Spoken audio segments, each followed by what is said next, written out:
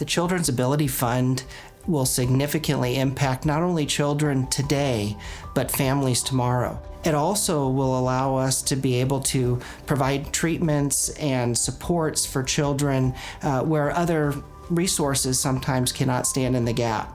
The need is great, but we know that the need will continue to grow. And there is a gap each and every day of all the services that we provide. And so these dollars, they allow those doors to be opened right now. Receiving this grant ultimately means that children will take their first steps because of the generosity. It means that kids will be able to join their brothers and their sisters and moms and dads around a Thanksgiving table where normally they weren't able to eat food like their friends did. It also means that there is hope in the question that we oftentimes ask, and that is, what's next? This investment in the lives of others have allowed us to dream, to build abilities, to gain greater independence, and ultimately to take that first step toward answering the question of what's next. Play Free is a national leading program of its kind. It has served over 3,300 individuals since 2018. It's a program for children who are impacted by parental incarceration. On Play Free days, mothers and grandmothers who are incarcerated at the Topeka Correctional Facility come to our museum when it's closed to the public, and their children and grandchildren meet them there for a whole day of play and bonding and positive memory creating together. These families come, they get to share 2 meals and a snack together and engage in different play experiences, take family photos, and each participant gets to take a photo home, which is something, a memento to help remind them of their time together, especially during this challenging time of separation. Build Her is one of our education programs that we were able to launch last year with support from the Women's Fund. And Build Her really developed out of our general kind of home maintenance 101 education. And in its first year, we were able to offer 2 4-week workshops.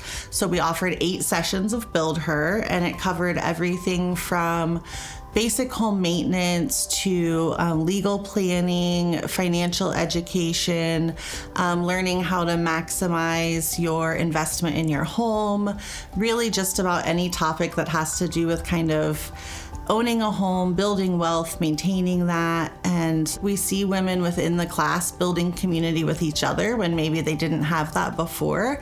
But we also see that spreading to their neighbors and their coworkers and their friends. And so really being able to spread that education is what we hope for. And for women to be able to build empowering communities with each other. Really being able to not only continue the program, but expand it and provide the community what they're asking for. The Intersection to Care program, ITC, is a program in Shawnee County Jail helping women leave incarceration. We guide them on their journey to recovery. We help with housing resources as well as funding for rental assistance and other things. We know that when women leave incarceration, they're very vulnerable because they have nothing but the clothes on their back. And so they're even vulnerable to traffickers who might be waiting in the parking lot. And if they have no safe house to go to, that makes them even more likely to go with the traffickers. During the last 12 months, we've been able to help 56 women provide safe housing with our housing subsidies. However, the money that we're using for that project runs out in May of 2026. So this grant is going to be able to help us provide housing again, that first critical step when they're released from incarceration. We know that this project is having a profound impact on our community. Our data shows that when women receive housing subsidies and support, everything changes. This isn't just about one person. This is about reuniting families and making stronger families, safer neighborhoods, and thriving communities. This is more than a program, it's a pathway to hope, and because of you, that hope is growing. The initial mission of the villages was to basically take care of kids in foster care. Over time, the village's mission has changed, and in this particular situation, the villages has started a maternity home. We just started the maternity home in February of 2026, so it is a brand new program. The maternity home houses homeless mothers and assists them with as they're carrying the child, and then also up to 1 year after they have the child. So the pantry program actually helps educate women on the basics of food nutrition, and it's doing a variety of things. We're doing menu planning, budget planning, basic cooking, and then how to use leftovers. It is huge. As a new program of the Villages, the maternity home, we are putting together lots of funding streams to be able to make this program work. And with this grant, able to fund our pantry program, it just gives a very, very basic need covered that helps us with taking care of the moms, the babies, educating them, and carrying that on to the next level. The community we serve for Topeka North Outreach is North Topeka and Oakland. Operation Backpack is the biggest program that Topeka North Outreach has. It is a program that provides weekend food sacks to kids of all ages in the Seaman and the Oakland neighborhoods. So at this time, we're currently providing about 700 backpacks every week. We rely a lot on our 18-member churches to help support the needs that we have with TNO, but they can't do it by themselves. You know, churches are charitable organizations also, so we rely a lot on grants in order to help programs like Operation Backpack, because the cost of food has been rising so much. But we've had to make some hard decisions over the past couple of years. One very hard decision was we used to be able to offer the backpacks over the summer also. We would take them to the community centers or to the schools in those neighborhoods that offer a lunch during the summer. Unfortunately, last year, with the grant money not coming in as we hoped it would be, we had to cut off our summer program. But we want to make sure that we don't have to do that during the school year, because that's really when it is important that the kids have good, nutritious food and are able to concentrate in the classroom.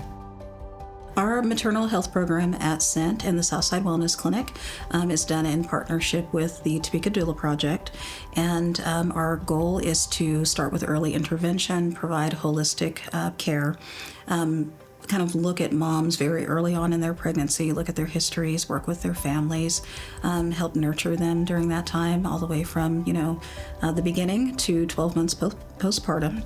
And we are primarily screening for early nutrient deficiencies, vitamin deficiencies, things that can impact pregnancies and subsequent pregnancies. And so we are working on doing those tests very early on so that intervention can start and we can try to ensure that pregnancies are healthy and women and babies come out with a favorable outcome.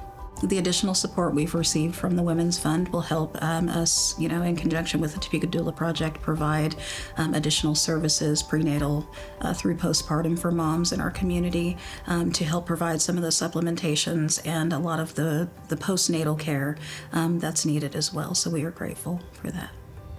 We serve all of Topeka and Shawnee County. We are a multidisciplinary arts organization, so we serve all disciplines. We also serve all ages with our programming.